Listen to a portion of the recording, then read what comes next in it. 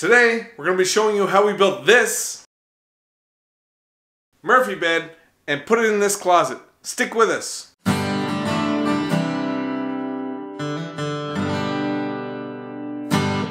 Hi and welcome to the Handyverse, where we turn to DIY as a first resort to improve our home and hopefully inspire you to do the same in your own living space. We are in the office today. We want to make this a spare bedroom as well, so what we're going to be doing is putting a Murphy bed inside this closet. So we're going to leave the wall there, but we're going to take out some of the top to make room for the Murphy bed and get rid of these doors, obviously.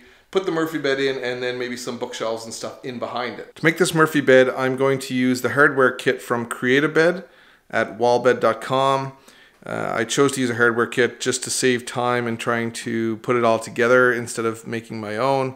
But it also has the added benefit of having pistons, so it's easier to raise and lower the bed as it'll counterbalance the weight. Also interesting in this is it has these hinges which will be used to lower the feet for the bed, and they will attach to this piece, which when the bed is in the upright position, these will lock it in place. When you lower the feet, it'll pull this down and release it so you can lower the bed. Just a safety feature to have. It came with different sets of instructions. These are the instructions for the cuts for using plywood. These are for particle board, and then the assembly of the bed itself here. It also comes with a DVD. I don't actually have a DVD player, so anyway, not going to watch that. But I used these to get my wood cut. I just went to Home Depot and talked to somebody there. We used the panel saw to make all the cuts in advance, which hopefully will greatly reduce the amount of time it takes to build this. It says do not deviate from these plans, but I want to show you one thing I did do that saved buying a whole other sheet of plywood. If I can find it here. These cuts, so we need 2 sheets of plywood to do this, another sheet of plywood for this, and then another whole sheet of plywood for these 2 boards. So what I did was I did not cut this headboard out of plywood, and instead I bought a pine project panel, and then that was enough room to put these out of this sheet, and I didn't need that 3rd sheet, so it saved about $60, which is, you know, not bad. Since we're talking about the hardware, let's talk about costs. This hardware kit itself was $330. The materials, the plywood, the wood screws, the iron-on tape to finish the edges, all that cost about $370. We bought a mattress for this project from IKEA for $250. That brings everything up to about $950 plus tax, and that's Canadian dollars. And then I still need to finish it off, putting shelves in the closet and staining, putting trim around it. I'm estimating that's going to be about another $100 to finish that off because I have a lot of materials here. So for about $1,050, that's what this project is running us, plus tax. And but you know, it's a big space saver for us, and it gives us a whole other room, so definitely worth it. I'll put a link down below for as much of this stuff as I can find. You can find that down in the description. So the next thing we got to do is take the trim off the walls to get started here, and I'm calling in the A-team to help out with this one. So there's the expert reading through the directions and getting everything ready to go. Y'all good? All right, here goes.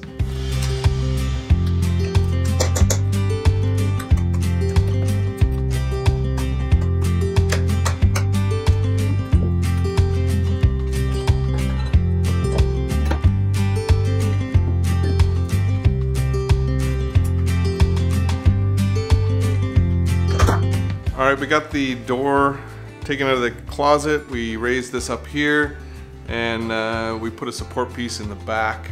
It's not holding anything except the drywall, so that should be good for that.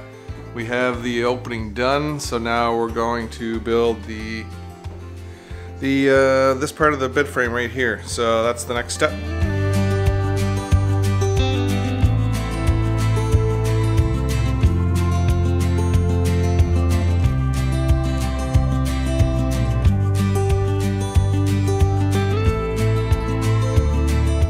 We're going to prep the side rails now. We need to drill a 1-inch hole for the pivot here, and that plate will get mounted on the other side, come up through.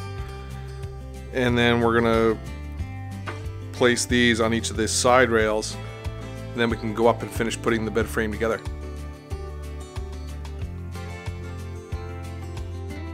Good idea. We got the hardware mounted to the rails. We started to measure it, but then we realized that these were in the kit and they were to size. So we just cut these out and used them as a template for the holes, and then checked the measurements afterwards, and it worked well. So it's a lot easier to do it that way than trying to figure it all out with measuring. Now we just gotta mount the rails to the frame, and then the head and foot.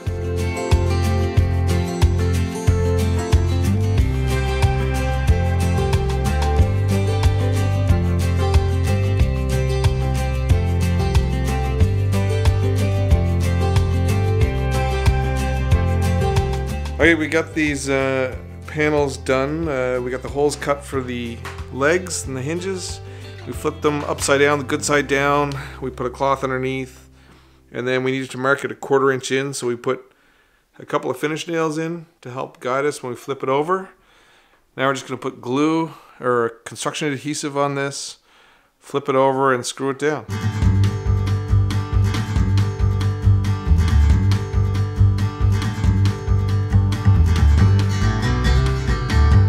Okay, so we got the faces on and glued. We put wood tape on to make the plywood look better.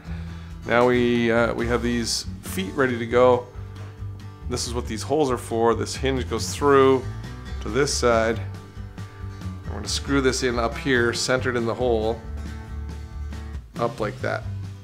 And these are going to make the legs when the Murphy bed is in the down position. Bed frame is all together. We put these on here, these lift up to become the feet. At the same time, that will pull down the latch up here. So when the leg's down, it locks it in place when it's up on the wall. When you pull the leg out to make the footer,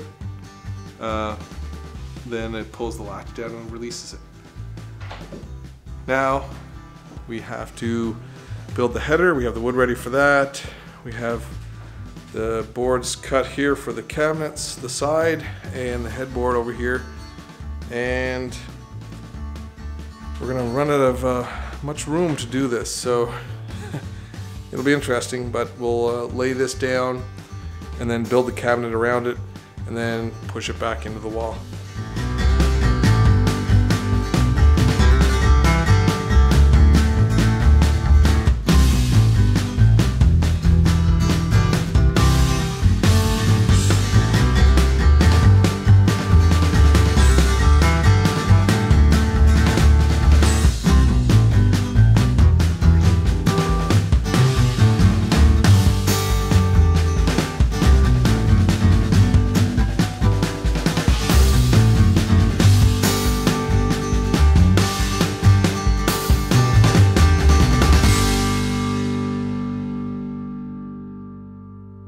We've got the frame in the cabinet now. We got the header on there. We have the pistons attached. You come around the back, you can see pistons attached here. Once we attach it to the wall, we can move this out and put the stoppers back in, up in those.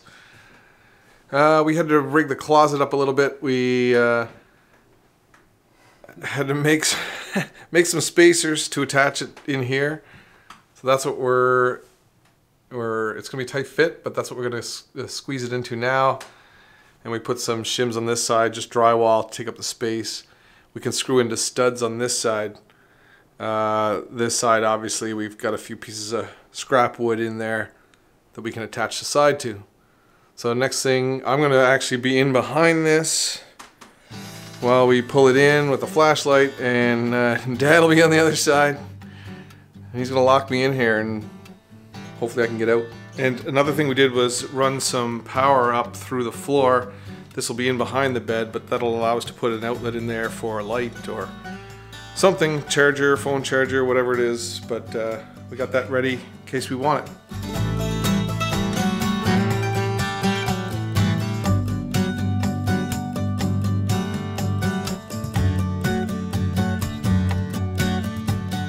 So there you have it. That's as far as we're going to take you today.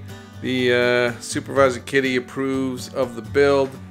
We used a Hasvag mattress from IKEA. I don't know if I'm pronouncing that right. Apologies to anybody watching from Sweden.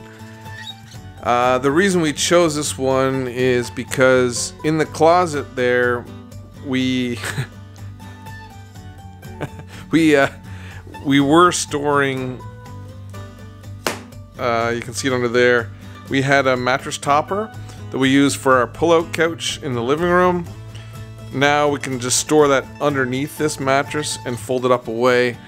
And again, just trying to save space and utilizing it as best we can.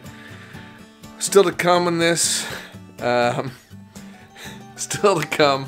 We need to put trim around the outside here. Obviously, it doesn't look great right now, but we'll fix that up. We will put some shelving inside and behind it. And then, as I mentioned, we do have some wiring back there that we will put some outlets in and some lighting. So that's to come in a future video. If you like that, hit like. If you want to see the remainder, hit subscribe. Thank you for watching, and we will see you in the next video.